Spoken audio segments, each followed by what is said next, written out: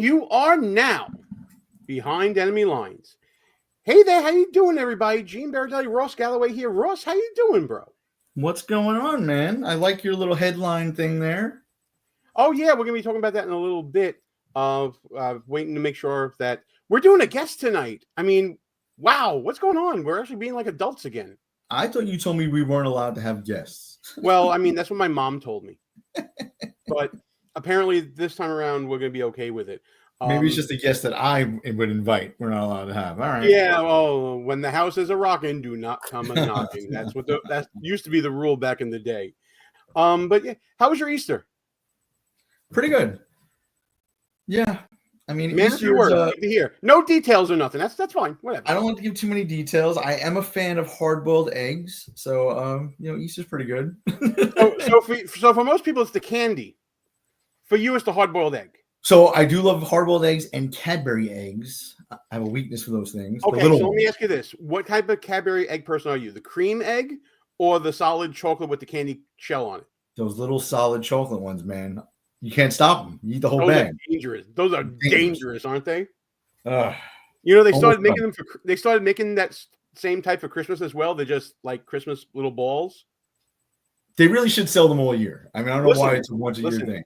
You come to the fat guy for all the cool food tips because I'm going to find it all. I don't want to stroke your ego, Gene, but you look like you're slimming down. Thank you for that. I appreciate. Definitely don't stroke my ego. Worry and anxiety is a great way to lose weight, and since that's all I live by nowadays, it seems to be working well. Now, I've said this before, Gene. Even when you had a few more pounds on you were quite nimble. Nimble, so, yes. You son of a gun. Oh boy. Yeah, so listen, we got a great show ahead for everybody. We're vamping a little bit because I gave our guest a good 10 minutes after I think she was looking for the link to get onto the show. Technological issues and things like that happen. That's why I'm talking about New York, so she's probably circling the block looking for a parking spot. Probably, right? So here's what I did for my Easter. You want to talk about merging politics and life? So my nephew is 13 going on 14. And he was feeling kind of nostalgic about, I'm too old to have like Easter egg hunts and things like that. It's hard for kids sometimes with that stuff. So we put together a last minute, not an Easter egg hunt, but I call it an Easter experience. Every year we would do a different themed Easter egg hunt when he was little, whether it be Dungeons and Dragons or, a scavenger hunt with a map and audio clues and video clues. He's too old for that. So what we did a bureaucracy-themed Easter egg hunt. So he woke up. Because it was all last minute, he had to sign a contract that was just made up, thanks ChatGPT, that I had to read all the paragraphs to him. It was all nonsense. He signed it.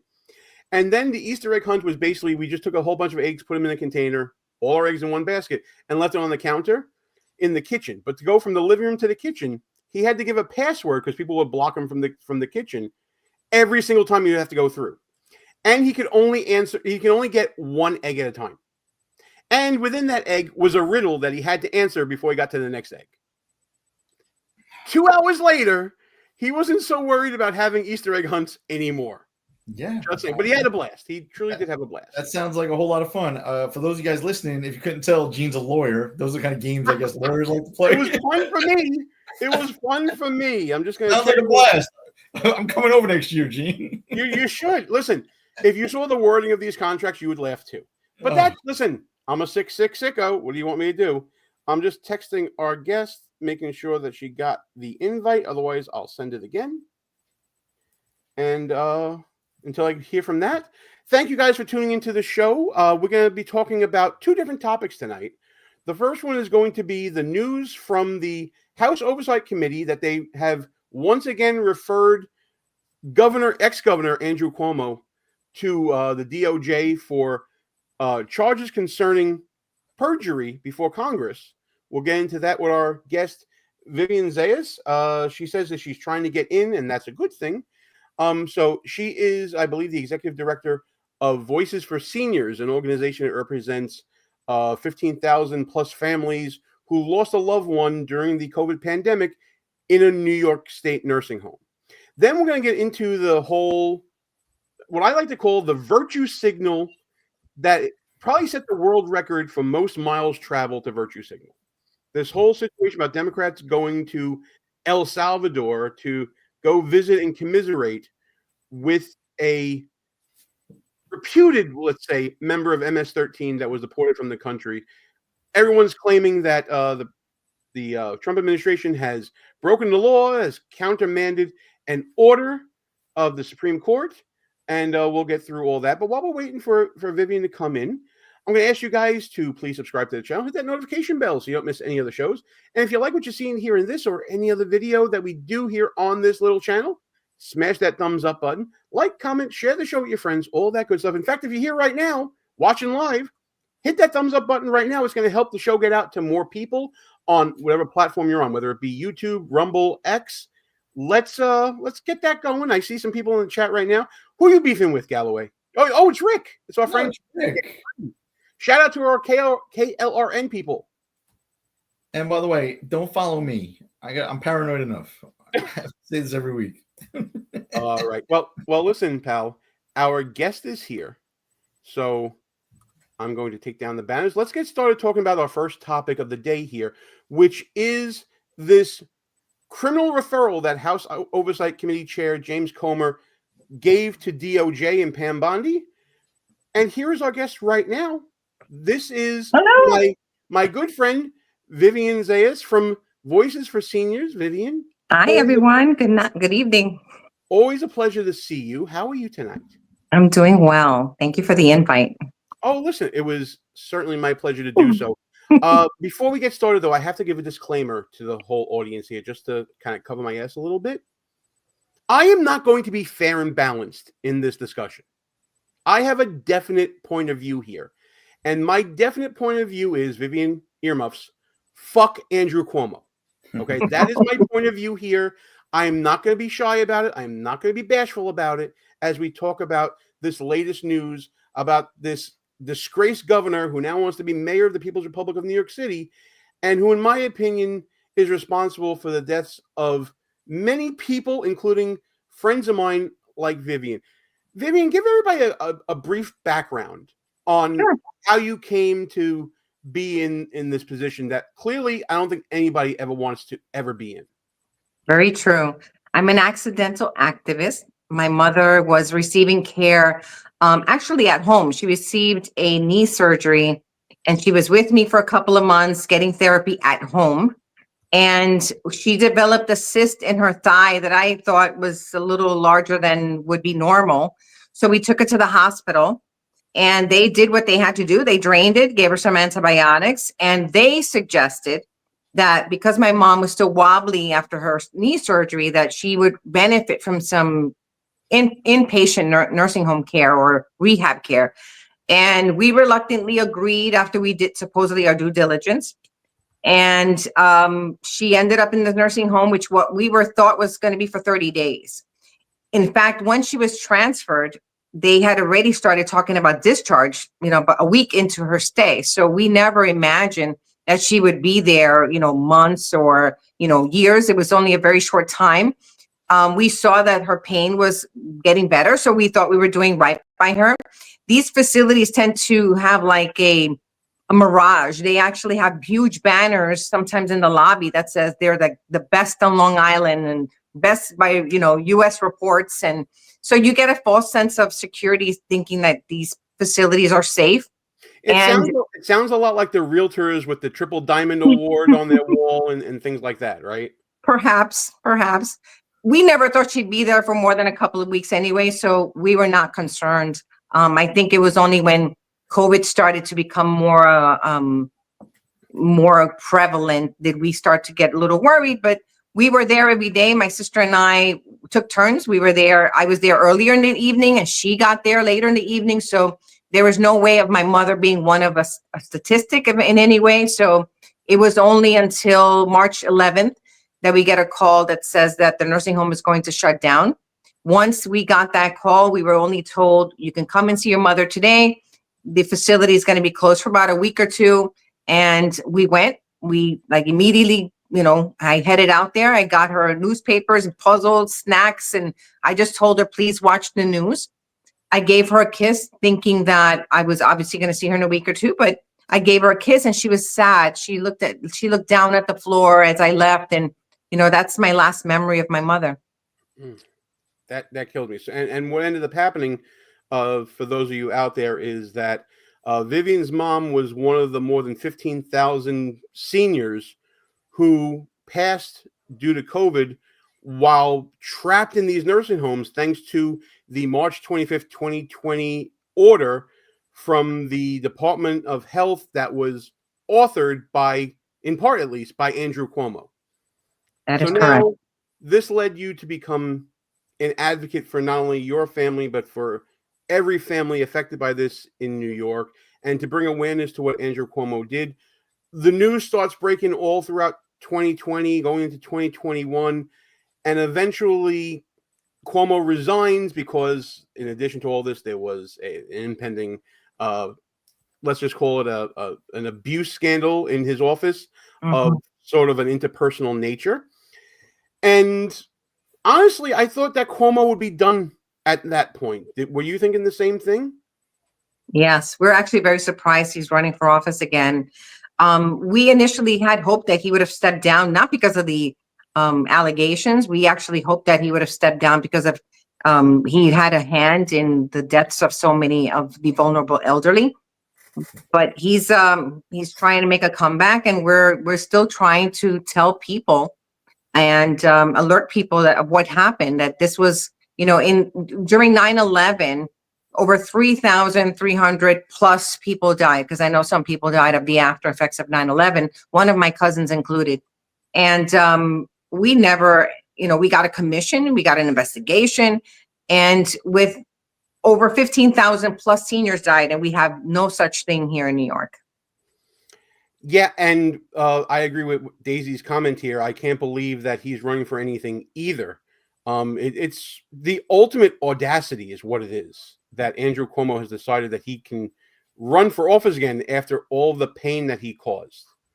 Well, he's a narcissist, so I think this is up his alley.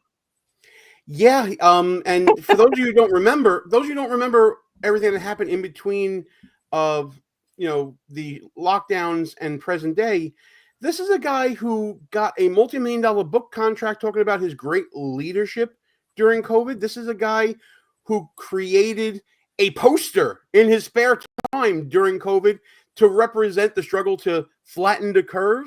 This is a man who fudged the numbers when it came to reporting COVID passings to the federal government. Yeah, Rick, I agree. He shouldn't be eligible for dog catcher. Absolutely right. And now he has the audacity to come back for this. I want to get to the video that I have here. This is from Fox 5 News here in the People's Republic of New York City, that broke about James Comer, the chair of the House Oversight Committee, reissuing his referral on behalf of the committee against Andrew Cuomo, alleging perjury during his testimony before Congress. And Vivian, I'm going to ask you about that testimony, because you were there, right? Yes, I was. All right, let's get to the footage right now. Cuomo is leading the mayor's race by double digits, but now some are saying he's in the same position that Mayor Eric Adams was in with the Trump administration. The House Oversight Committee has resent a criminal referral to the new Attorney General Pam Bondi, saying that Cuomo lied to Congress 3 times about his efforts to undercount COVID-related nursing home deaths. Chairman of the House Oversight Committee, James Comer, said in part, quote, "Andrew Cuomo is a man with a history of corruption and deceit. This wasn't a slip-up. It was a calculated cover-up by a man seeking to shield himself from responsibility for the devastating loss of life in New York's nursing homes."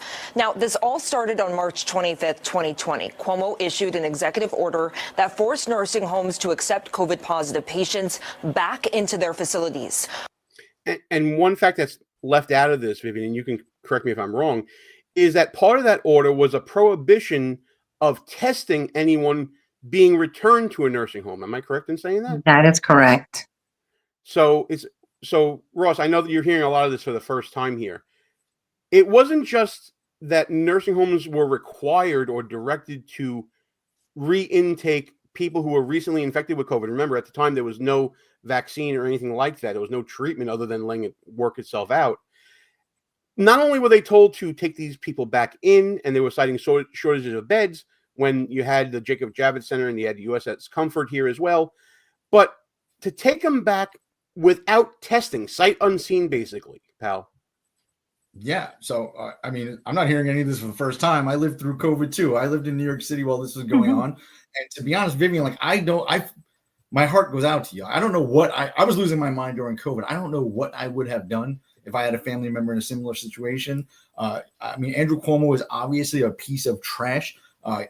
Additionally, like he's the author of No Cash Bail, right? He signed that into law too. So that should also disqualify him from being the mayor of New York City. I do have a question. So Kathy Hochul, the current governor of the state of New York, a lot of people forget that she was actually his lieutenant governor while all of this was going on. That's and correct. I guess this is really a question for both of you. I mean, she lost to Lee Zeldin. I don't know how New York allowed that to happen, but is Kathy Hochul implicated in any of these decisions that Andrew Cuomo made?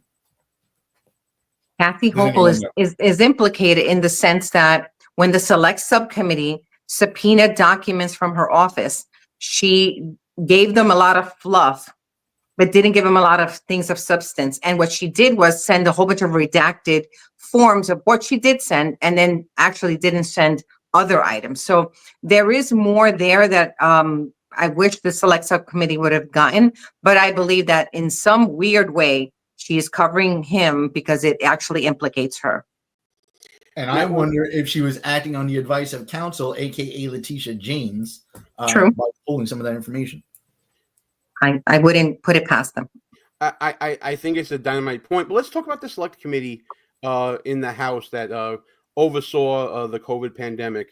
You and your organization worked really closely with putting together these hearings. Can you talk about that a little bit, Vivian? We actually submitted a very detailed report to the select subcommittee with a list of who they should subpoena. And that is what they used when they were looking for who to speak to.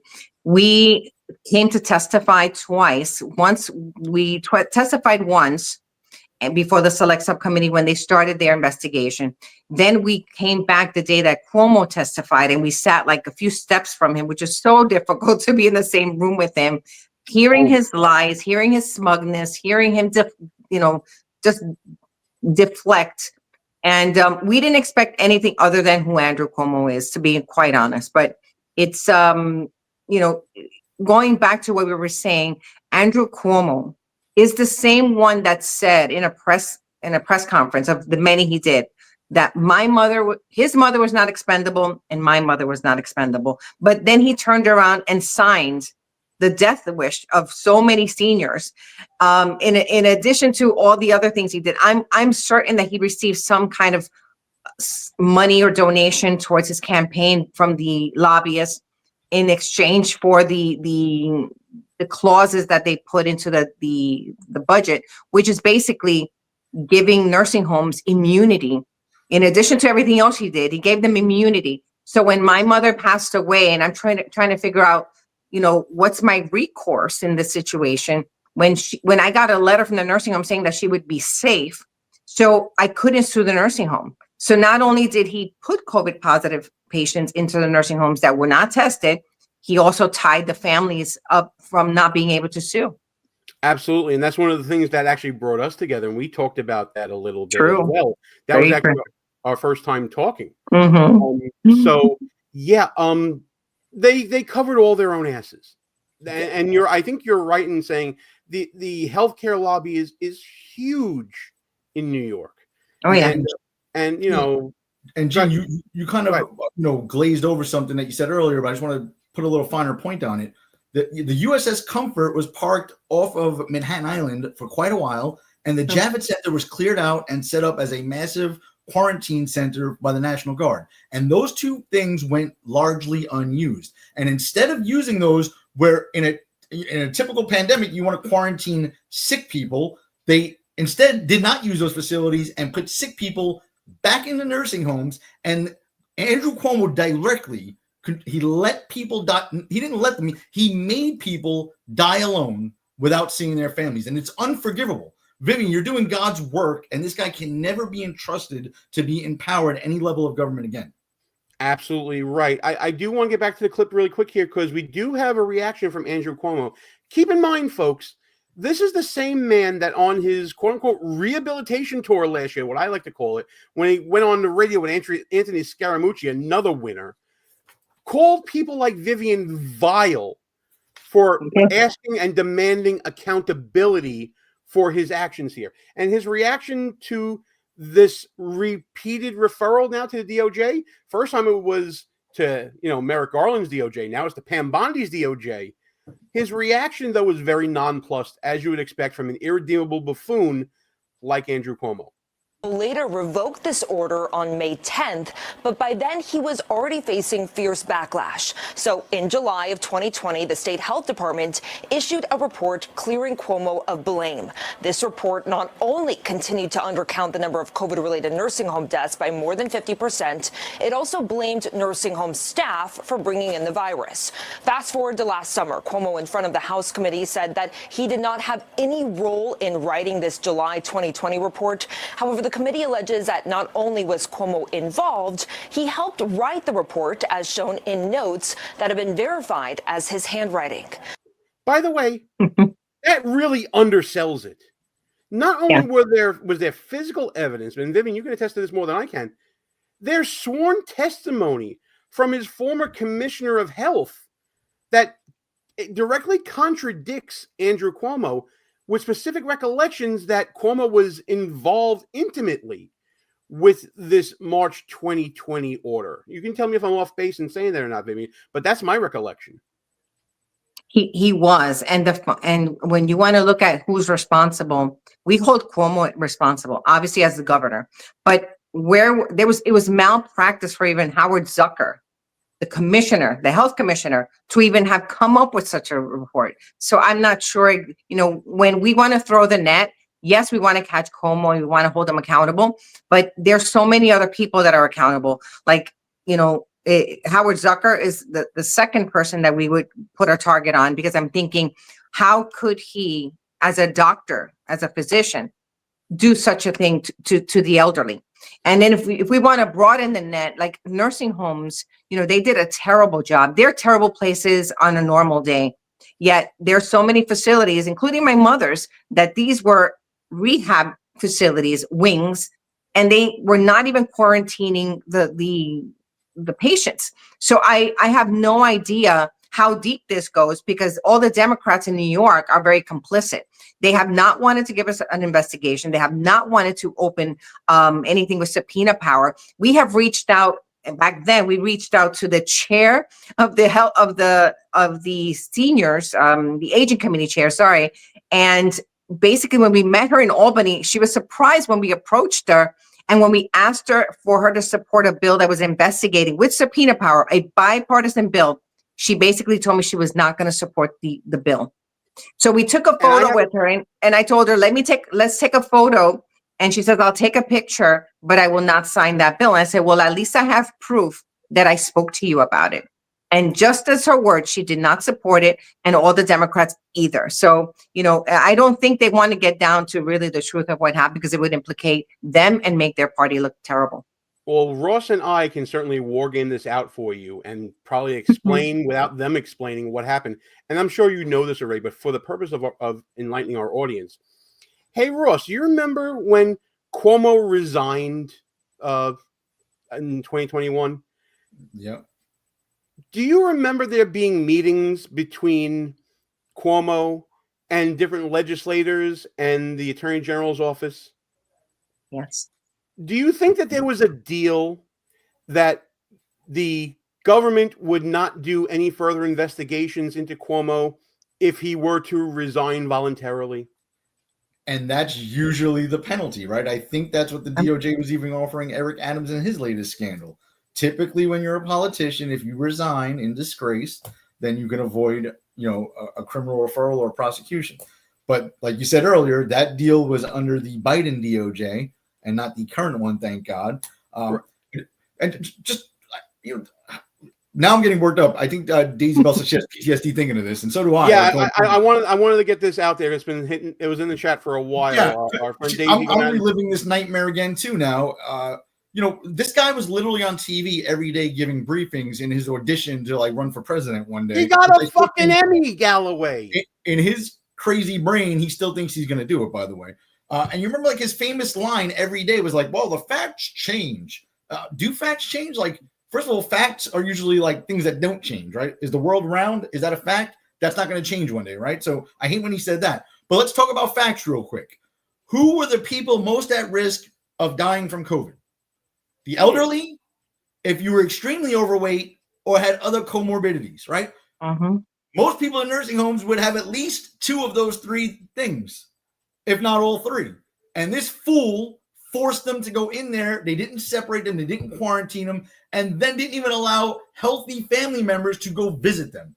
It's astonishing when you think about it. And it was all done in total violation of CDC guidelines, as per the subcommittee report that was published through the House Oversight Committee, that Vivian and her organization, Voices for Seniors, had a very strong part in helping come together. Let's get back to Cuomo's. I promise Cuomo's reaction is coming here. A spokesperson for Cuomo issued a statement saying, quote, "This is nothing more than a meritless press release that was nonsense last year and is even more so now. As a DOJ constantly reminds people, this kind of transparent attempt at election interference and lawfare violates their own policies." But Bill Hammond with the Empire Center, who has been following this issue closely since the start of the pandemic, disagrees. But it was pretty well understood that he had been involved in editing that report. He certainly was aware that it was being produced and had a hand in it. The governor's really dug in on his denials of any wrongdoing in connection with his nursing home policies. And there's the report. Vivian, if you were able to get a hold of Pam Bondi right now, what would you want her to know about this entire situation with Cuomo? Well, first of all, the civil rights of the seniors were violated. They were locked in nursing homes, which in that setting is their home. It's their house, their domicile, because they are either there for short-term care or long-term care. So one of their rights is basically that you would not bring harm to them. So what they did was open the door to a deadly virus to people, to their home. So I would love her to not only investigate, obviously the select subcommittee did an amazing job, but I think that there's more information that they're covering. Hochul would not have redacted information and withheld documents if there wasn't anything to hide. So if they can basically expand on that investigation, if they can basically, we forget that Rachel Levine in Pennsylvania took out her mother out of a nursing home and then put other nursing home residents with these deadly viruses. So this was not just in New York, although it was more egregious in New York, but there's other states that did similar things following Cuomo, who was being highly praised at the time. So what we want is an expansion of the New York State investigation. And if possible, we want him held accountable. Many would love to see him in an orange jumpsuit. And I actually want the truth. If we can get both, that would make us extremely happy. So him behind bars and also having the truth so that we can prevent this from happening again. And that's how we honor our parents, our moms and our dads and our grandparents who were there getting treatment or who lived there for whatever physical ailment they were enduring. We need the truth. And that's how we can basically honor our parents. And that's how we get closure. We're 5 years in and we still don't have a sense of closure because we don't have all the answers. It's absolutely astounding. It's also, Galloway, the only issue I've ever seen in the People's Republic of New York City that united candidates for mayor from the Republican and Democrat side all at one rally that Vivian and other families were involved in organizing in Clinton Hill in Brooklyn. We did a video on it recently, and my feeling is when it comes to Andrew Cuomo, I think Rick Robinson said it well with the comment: man isn't qualified to be dog catcher. He has zero empathy. He is a political animal. He's complicit in all these actions that led to the passing of these seniors. And for voters in New York City to have such a short memory, the city that tells everyone to never forget, to forget what happened is absolutely egregious. There's no word yet in the English language to describe that, Ross. And Gene, I'm glad you mentioned like the rallies and stuff, because the next question I really have for Vivian is, first of all, I didn't suffer nearly as much as you have throughout this thing, but I still want vengeance. So my question to you is like, what's next? What can people do? Because obviously we don't want Cuomo in power. I don't even live there anymore, but I don't think he should be doing anything, right? But what can we do? What can the people listening do to actually help your cause? Well, lucky you for not being in New York. But if they could follow us on social media and help project our voice, sharing our posts, sharing our comments, because the louder we get, I named the group Voices for Seniors, because when we were trying to figure out what was going on, it was like, I want to be a voice for them. They're no longer here. So the only way that we can become and amplify our voices is if we can share our content. Visit our group if you want, and check out our website, voicesforseniors.com.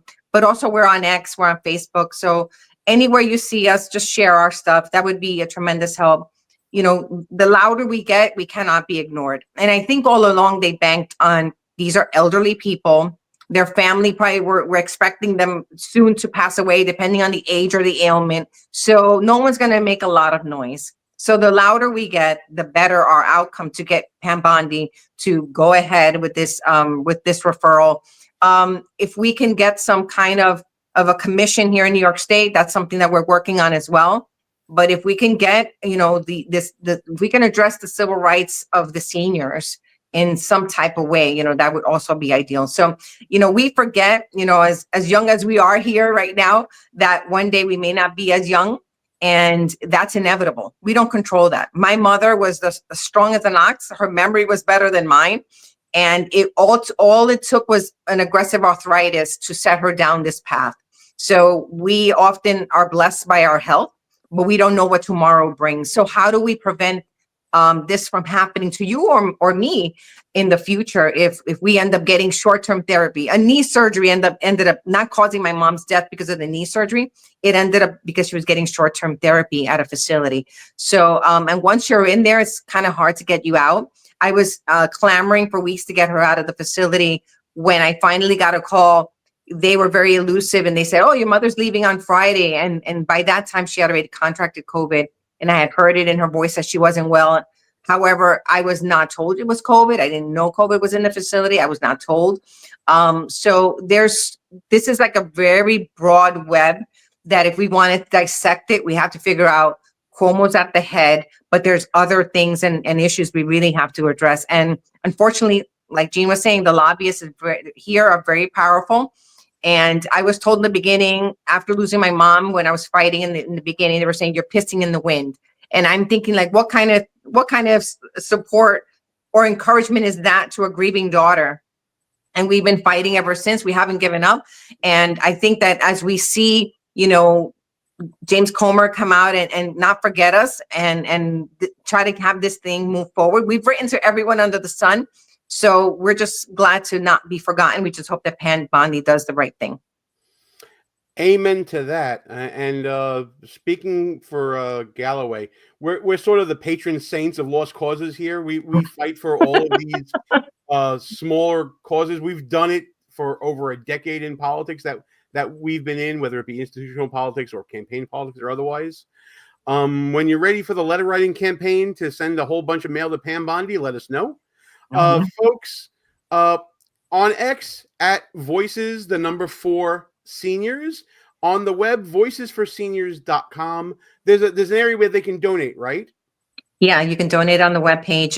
We have a donate page. Anything, small is great. We are a very scrappy group. We try to fight with whatever we have, and we haven't done bad. We actually made it to Congress. We've testified. We're here still fighting, and I think that is a testament to the strength that our parents instilled in us, because, when other people just fell away, we kept going. So anything even if it's just amplifying our voices, if that's all you can do, we'll be grateful.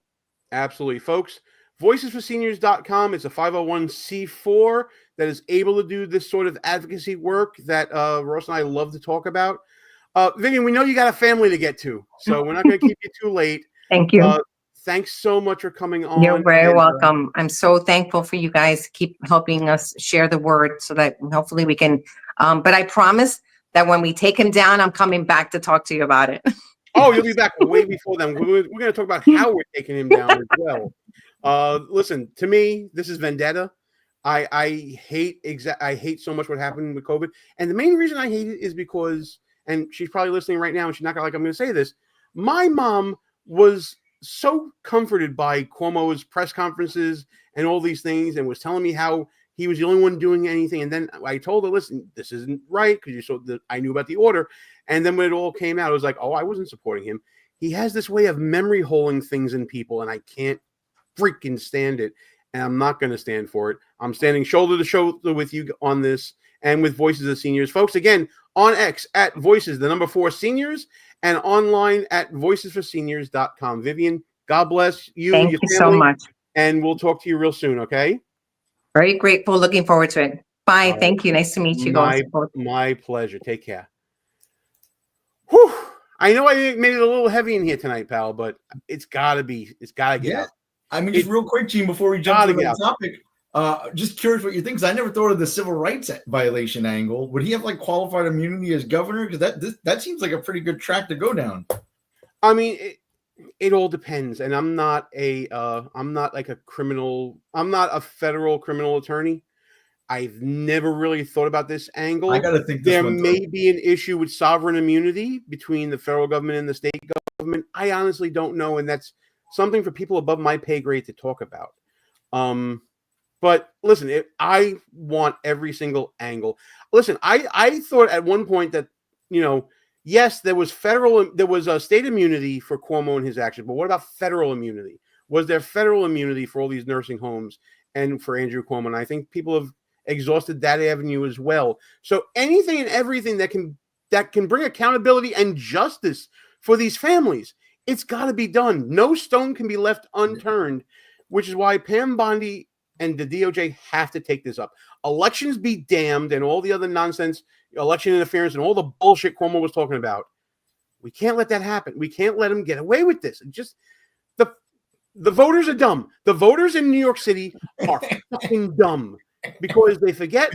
They promised to never forget things like 9/11. They forgot about this. They forgot about these families. And that's coming I'm at a loss for words now. I'm at a loss for words. The voters in New York City are dumb. I will echo that. And that's coming from 2 failed candidates for the New York City Council right here, both Gene and Ross. And lastly for me on this, Gene, the DOJ, yes, Pam Bondi, they got to go after this perjury charge. And I think they will. Ask the Trump administration how they feel about contempt of Congress charges and perjury charges. I think they're going to go all in on this guy and probably a few more after him, to be honest, just to pay back some other fire. From your lips to God's ears, pal, really. All right, listen, so we're a little bit past halftime here on the show. And I want to thank everybody who's been tuning in and listening so far. Keep hitting that like button. Keep sharing the show out to everybody. We plan on bringing on more guests like this for sure. But thanks for coming in, listening to the show. We are Behind Enemy Lines. I'm Gene. He's Ross. I'm glad you're here with us, whether you're on YouTube, on Rumble, on X. Thanks for tuning in. Share the show with your friends. Subscribe to the channel. All the stuff that's going to help us grow. And if you really, really like us, we got some stuff for you to buy at shop.buffoonoftheweek.com. We got shirts, t-shirts, hoodies, glassware, posters. Check it out. There's something for everybody there. Shop.buffoonoftheweek.com.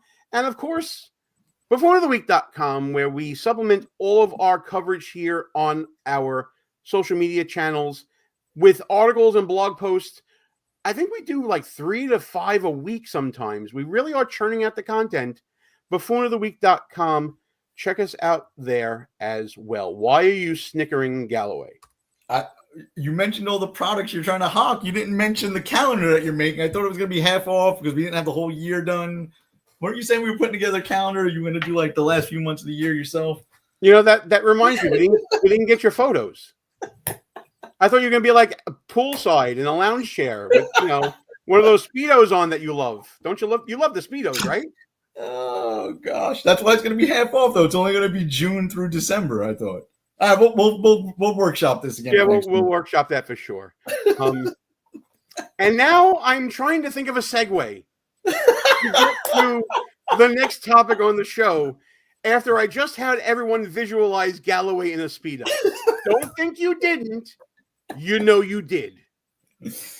I guess the best segue I can do is, Speedos and posing by the pool are for warmer climes.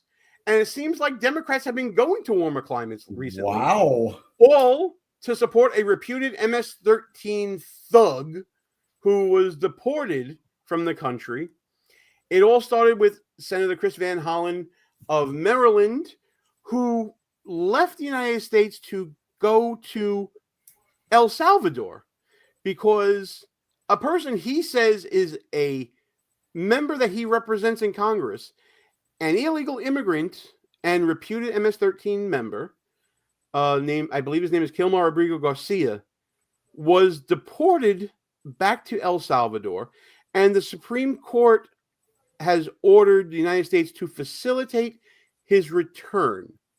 Now, as you're going to see in a lot of clips here, Democrats are stupid. They don't really know what the Supreme Court said. They think that you don't know what the Supreme Court said.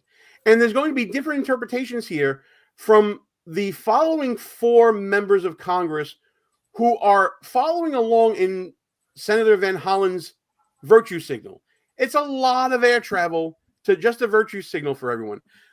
This week, Representatives Maxine Dexter of Oregon, Representative Maxwell Frost of Florida, California Congressman Robert Garcia, and Arizona Congresswoman Yasemin Ansari traveled down together to El Salvador in the Democrats' continuing effort to stand with violent illegal immigrants. Before I set all the clips up here, Galloway, I want to get your initial thoughts on this whole thing. I mean, you kind of laid it out pretty damn well, right? This guy, I know it's going to be some of these clips, had a protective order taken out against him by his girlfriend, who later became his wife, and then withdrew her complaint, I guess. And in the affidavit she wrote, she said that she was afraid for her life with this guy because he was beating her and choking her. He was stopped by the police with a human trafficker in his car driving from Texas to Maryland with like 6 other dudes in the car and no luggage. And he has MS-13 tattoos on his hands. This is who the Democrats are going to bat for. More of this, please. Look what you did to Rick. Look what you did to Rick. Why'd you do that? Just saying. Wow. Yeah. Listen, I want to meet Rick's dad. Fantastic. So I have a whole bunch of clips. I think I have them in a good order here so that it makes sense to people. I'm going to start out with play clip roulette, Gene. Just go for it. All right. This is Congresswoman Maxine Dexter, another Mad Maxine in Congress. Can't believe it. Talking about the reasoning why she went down to El Salvador. Listen to this, and then we're going to pick this shit apart. Congresswoman Maxine Dexter here, coming to you from El Salvador. I flew here last night with 3 of my colleagues to demand that Kilmar Abrigo Garcia be released. He is being held in violation of a Supreme Court order expressly telling the Trump administration to effectuate and facilitate his coming home. All right, we got to stop right there. Point number 1 that proves that Maxine Dexter is a fucking moron. You go to another country to demand the release of a prisoner imprisoned under that other country's law. I seem to remember a certain impeachment proceeding where a certain president was impeached for allegedly interfering with the operations of a foreign government, namely Ukraine, when he had a phone call with the leader of that country. What do you call this if not interference with the operations of a foreign government? Gene, rewind for 1 second. First of all, why do they always look like you think they would look like, right? Like this woman looks exactly like what I think she would probably look like. Put that aside for a second. Okay, she has a Supreme Court decision that she's misinterpreting, a United States Supreme Court decision or order or whatever it was, right? This guy is not a citizen of the United States. He was here illegally. He is, in fact, a citizen of El Salvador, right? So what jurisdiction does the Supreme Court have over a person that's in that situation? Well, and not only that, she blew the Supreme Court order and what it said. That the judge in the D.C. Circuit, Judge Boasberg, his order said to effectuate and facilitate the basically the undeportation of Abrego Garcia. The Supreme Court changed that 9-0, just directing that the United States facilitate that return. That means that if El Salvador says we're not releasing him, there's nothing to facilitate. Yes. She actually misquoted the Supreme Court. I'm going to take it back a few seconds so you can hear it again. Expressly telling the Trump administration to effectuate and facilitate his coming home. Every word she said is wrong. Now, my question for you, Gene, is even if, which I know she's wrong, even if the Supreme Court did in fact say that, through what mechanism can we force another country to release their citizen back to our country who is not legally even allowed to be in our country? Outside of military action? None. Right? When we went to go get Noriega, we had to send the 82nd Airborne down there to go get them. Right? You can't just take people from other countries and bring them back if their home country doesn't want to release them to us. And that's what President Bukele said when he visited the White House. What am I going to do? Smuggle a terrorist back here? No, I'm not returning him. That's the end of it right there. There's nothing that the Trump administration can do other than, respect the sovereignty of El Salvador. Right? I mean, what else can he do? And Gene, another question I have about this topic, which I find astonishing, where are the polls on this? Right? Like, why doesn't CNN have a poll that says the majority of Americans want this person returned? Right? I'm sure there was some polling done. It's just crazy that the Democrats are going down this road. The vast majority of Americans don't care what happens to this guy. Right? They would have been fine with him at Guantanamo Bay, back to El Salvador, just put on a raft and pushed into the Atlantic. They don't care what happens to this guy. So I'm doing a quick Google search on polling. And according to a poll reported on Newsweek, and listen, you can take Newsweek for what it's worth these days.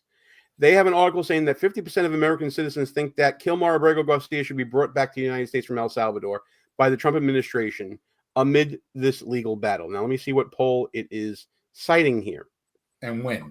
And, well, this is an article from today, actually, April 23rd, as we're taping this. This is a YouGov Economist poll. Garbage. Yeah, and they say it's 50-28. 50% to bring him back? That they should bring him back. 20%. When was the poll conducted? Not when the article was written, right? Well, because most people that just watch mainstream media don't know he was illegal. They think he was like a Maryland father who was at work caring for his children, who got swept up in a raid and deported, wrongly.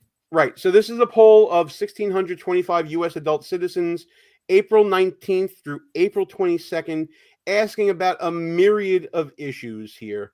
And I'm going to try to do a quick search here for. While you're searching, Abrego Garcia was question 48 out of 52. So it was towards the end of the poll. You got to think a lot of people had already checked out of the poll by then because there's a lot of questions here. And I'm going to see if I can find the actual question that was asked and how it was asked. Give me 1 second. While you're looking at that, you wanted to say something? Yeah. So, well, there's a good comment in the chat right there. Like, okay. I'll grab the comment. Hang on. Let me come back. Yeah. So when were the Democrats? First of all, this American hostage is still being held in Israel, right? Not a one of them have went there in Gaza. Not a one of them have went there, right? Whenever an American is held overseas, the only ones they ever fight to get back was that transgender basketball player being held in Russia, and they left a former Marine pastor there and didn't fight to get him back, right? They're only going after dirtbags to get him back. I don't believe a word of that poll, Gene. And I'm going to give you a reason to back that up in a second here, but they didn't even want to. Let me say this last point before you say that. So I don't believe a word of that poll just from empirical evidence, right? Throughout your daily life, you interact with, especially where you live, you probably interact with people that are center or far left of center for the most of your day. I have not met a single person, not one, whether it's online or in person, that said we should bring this guy back. Not a one. All right, go ahead. All right, so I want you to listen to the question here and see if you agree with my assessment of it. This is the wording of the question in the Economist YouGov poll. The Trump, you know what? Screw it. Let me put it on the screen here so you can see it as well. So let me work a little magic here. I believe that's the tab right there. This is question 48 on the YouGov poll. Follow along with me as I read. 48. Should Kilmar Abrego Garcia be returned to U.S.? This is the question that was asked probably on a phone call or internet or something like that. The Trump administration recently deported Kilmar Abrego Garcia to El Salvador despite a court order prohibiting his deportation. Do you believe Trump should bring Abrego Garcia back to the U.S.? This is a push poll. That's what this is. The premise of the question is tainted by framing the Trump administration as violators of a court order. It's not saying that he was already given due process through immigration courts and found to be a member of MS-13. Only that Trump administration bad no follow court. Do you agree with me that this is a push poll? It's 100% a push poll, right? They don't mention that he was an illegal immigrant with a deportation order. He had a deportation order. The caveat was that he should not be returned to El Salvador because at the time there might have been a rival gang that would cause him harm. Now, in the interim, since that order, conditions have changed, or as Andrew Cuomo would say, facts have changed, right? MS-13 has been declared a terrorist organization, a foreign terrorist organization by the Trump administration, which grants the executive branch broad powers under the Alien Enemies Act to deport that enemy of this country, right? The conditions on the ground changed. The gang situation no longer exists. And I will argue that if that question was worded properly and they said he was a member of MS-13 and he may or may not get attacked by a rival gang member if we sent him back home, that the majority of Americans would say, who cares? Send him back. He doesn't belong here. Where else should we have sent him, Gene? Maybe we could have sent him to Gaza, right? We could have sent him any other third party. So maybe we sent him to Gaza. Maybe we sent him to Afghanistan. Would that have been better? Absolutely. Now, I'm looking at the breakdown of the people polled as well, which is in the second set of table here. And it breaks it down by ideology, party ID, and party ID with leaners, whatever that means. But liberal, 532 people. Conservative, 485.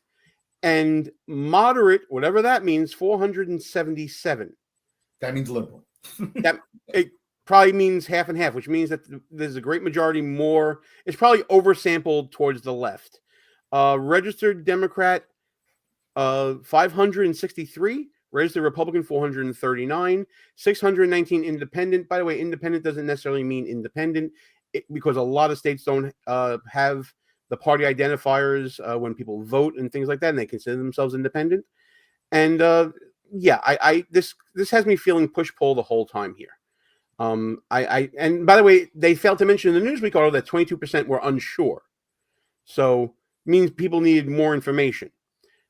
So it's 50% yes, 50% no, and need to know more is really what it is. So be that as it may. That poll and Trump lost the 2020 election and Joe Biden got 81 million votes. Yeah, okay. Yeah, I got you. I want to go to a clip from Maxwell Frost at a press conference in El Salvador. This to me, again, shows that they don't know why the hell they're there, what they're fighting for, and also that El Salvador is kind of politely telling them, we don't want you here. Decision has come down to say you need to facilitate the return of this man back to the United States so he can go through due process. And the administration is saying, no, we're not going to do it. In fact, we just had a meeting earlier today with the embassy, and we left that meeting with absolutely zero indication that this administration has that this administration is going to facilitate or wants to facilitate the return of Abrego Garcia back to the United States so he can go through due process. Color me surprised. When the government of El Salvador tells you I'm not returning him, what kind of facilitating are you supposed to do? Are you supposed to say to the current prosecutor that you're not going to get the $1 billion in aid that was earmarked for you? Well, son of a bitch, you did what I said you wanted to do. Is that what they want Trump to do? Yeah, I don't get it. First of all these Democrat jackasses that are talking about due process clearly have no idea what due process even means, right? They're using it loosely as, because a lot of Americans probably don't know what it means either, to be brutally honest, right? They're using it loosely, and they're trying to confuse people to think that due process means like a jury trial or some kind of big trial, where due process simply means that the government followed a process that they afford to everyone in that situation. If you get a traffic ticket, you cannot demand a trial by jury in New York City, right? But they afford you due process. You can say that you weren't illegally parked, they got the wrong car, they wrote the wrong time. You go to an administrative judge or officer of the court, and you get your due process. This person was afforded due process. He appeared before several judges. The executive branch has powers to deport, especially for national security reasons. And that was it. He was afforded due process. He's not going to come back and get a trial. That's not going to happen. In no world will that ever happen. And what does due process mean to these people? Well, one of the other members of Congress that went on this fool's errand, Yasmin Ansari, was on Laura Ingram's show and actually was questioned about that. And before we get to that clip, there's another clip of Maxwell Frost I want to get to where he finds out that the government of El Salvador didn't even recognize their trip as official. And to me, this just shows how stupid these four were even going down there. This is from MSDNC. What do you know? Is there any chance you'll be meeting with Abrego Garcia while you're there? Well, we're actually about to do a press conference to speak a little bit about this, but we got word at the embassy that our request has been denied by the government here locally. They say it's because we're not here on an official capacity. This is part of the reason why Representative Robert Garcia and I sent a letter to Chairman Cuomo of the Oversight Committee asking for this to be an official CODEL. Look at the fucking photos they're showing on MSDNC. Sure, they're not trying to shade this guy as anything. And how freaking funny is it that they wrote a letter to Comer asking to help make this official? Are you freaking kidding me? So you go down there. I hope it's on your own dime, because I sure as hell didn't want to pay for this. And you're not going to get anywhere because you don't have the imprimatur of the United States government on you.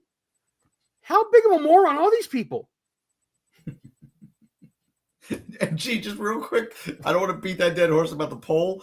While you were playing that clip, I quickly looked up the YouGov poll, the final YouGov poll going into the 2024 election, and they had Harris beating Trump by 3 points. So that tells you the garbage of that polling outfit there. Garbage in, garbage out. Absolutely. Let's get to the. I know time's getting a little long here, but I got two more clips at least, maybe three.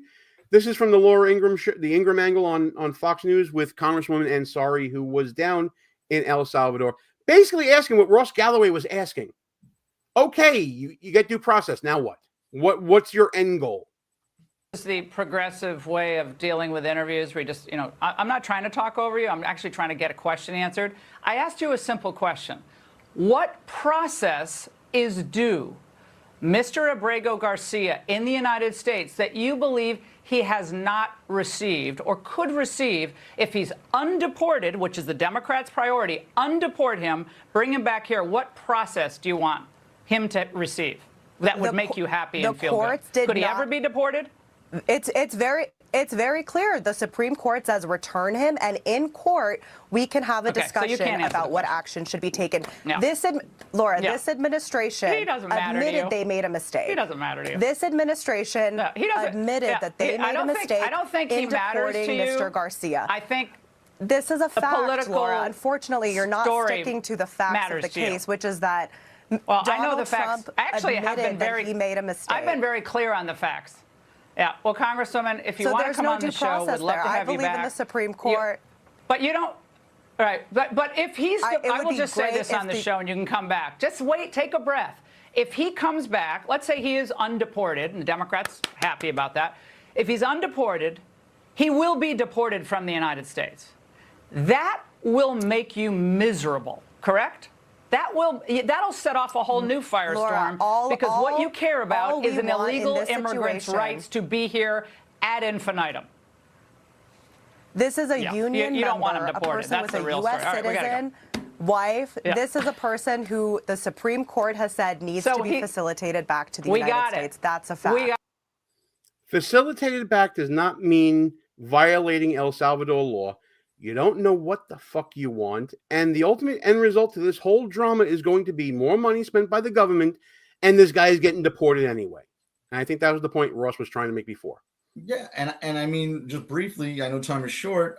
There are estimates somewhere between 20 and 30 million illegal immigrants in this country as we speak right now, right? The immigration courts cannot give full-blown trials to all these people. It's the Immigration Naturalization Service, or they don't even call that anymore. They're the ones who figure out whether or not these people qualify for certain things, right? If you're claiming asylum, that's a whole separate thing. But if you just get picked up illegally in the country, you have no pending asylum claim. You're just here illegally, right? The due process is done. You're not here legally. You decided not to apply for any type of legal status. You committed a crime, you got picked up by ICE, you're deported. That's the end of that story, right? You don't get a lawyer supplied by us and tie up the federal court system. Like, that's not the way this works. Absolutely correct.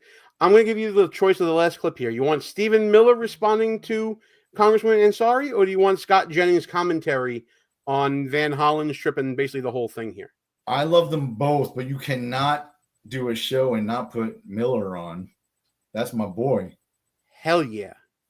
This was immediately after Congressman Ansari's appearance on the Ingram Angle, like literally seconds after that segment ended. Your response. Hard to do these remotes with a little bit of a delay there, but I'm glad she came on.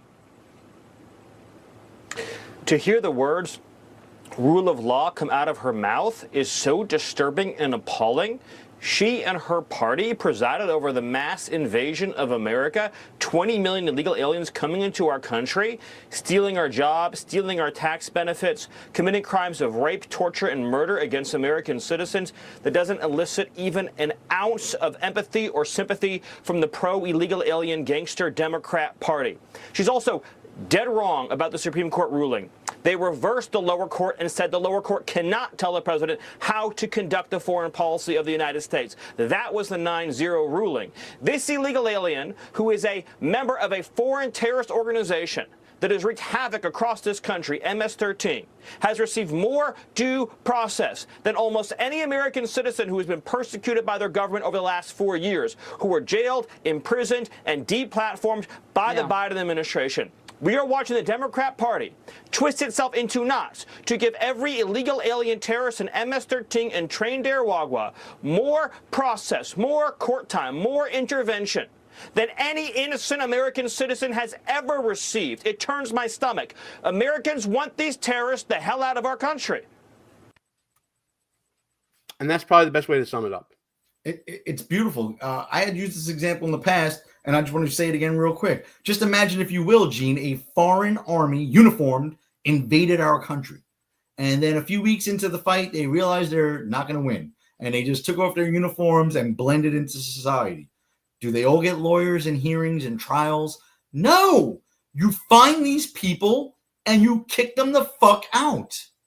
And they are foreign terrorist organizations deemed by the federal government, deemed by the president, under powers granted to him by Congress. That's it. It's all due process. It's done. Absolutely. I got nothing more to add to it. But we do have final thoughts to get through. Just a reminder, everybody, we're going to have a clip of the show up on for tomorrow, for Thursday. And then Friday is Buffoonology 101 at 10 a.m. Eastern Time with me and Ross Galloway, where we'll reveal the results of last week's Buffoon of the Week polling and nominate 2 new buffoons for Buffoon of the Week. Buffoonology 101, Friday, 10 a.m. Ross, I'll let you go first with the final thought. Yeah, I mean, mine is quick, staying on the same topic. Just yesterday, I'm watching the news. Another Maryland woman was killed by another illegal immigrant and an accomplice. That jerk-off senator from over there didn't go call her and her family, her family, and give condolences. The Democrats have lost their fucking minds, bro. They are backing illegal immigrant gang members. If I told you this 5 years ago, you would have said I was crazy, right? That they're going to bat for illegal immigrant. That would have blown your mind. Gang members, MS-13 gang members in Tren de Aragua would have blew your mind, but they're doing it. And they're going to get what they deserve in 2026 and beyond, God willing. That's my final thought. Fantastic. Mine's very simple, and it sort of goes in line with yours as well. The Democrats have zero identity since the election. They're still doing this hand-wringing. They're fighting off fringe elements within their own party. And the latest blame game you may have seen on This Week in Dumb-mocracy came from Congressman James Clyburn of around your area, I think, Galloway, right? Somewhere around there in the Carolinas? I don't know. All right, well, no problem. He brought us Biden. Don't talk about that man anymore. Got it. Well, the latest in the blame game from the Democrats on what happened in 2024 blamed the media for not spreading their message out properly and for not doing fact-checking. You cannot make this shit up.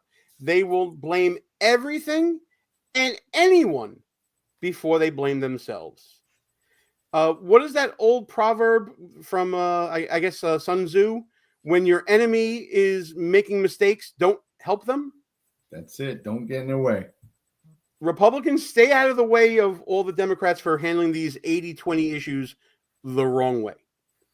And that's going to do it for another episode in the books, pal. This is episode number 30, by the way.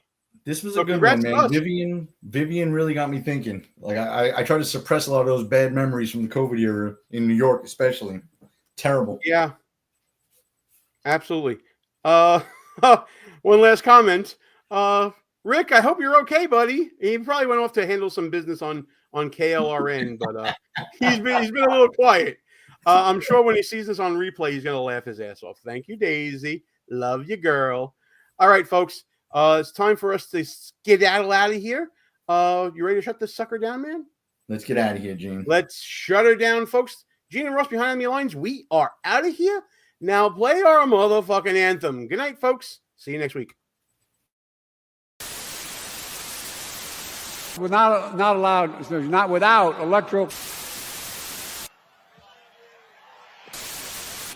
Go fuck yourself. Is that clear?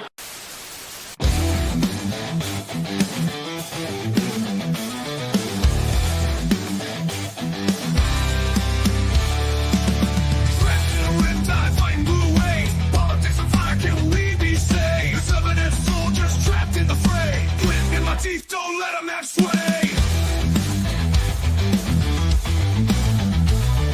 Conservative battalions walking them out, marching through the streets while the buffoons all shout. Move in the shadows, flag on my chest, repping my clan, putting faith to the test. Cause left face blues behind enemy lines, fighting for the truth, feels like wartime. Don't back down, keep it rugged and raw, cool in the chaos, but loud in the roar.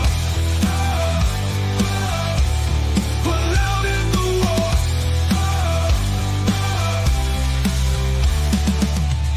Thunder, arm in advance, march to the anthem, this is our chance. If I ever stand with a smirk in a gaze, holding down the fort in this Democrat cage.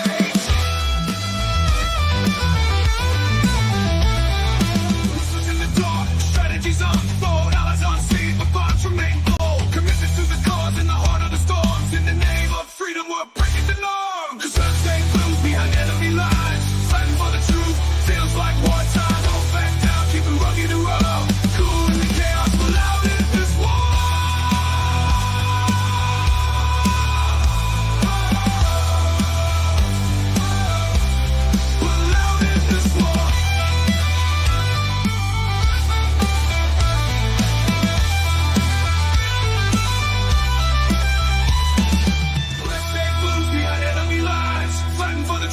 Feels like wartime, don't back down, keep it rugged and raw. Cool in the chaos, but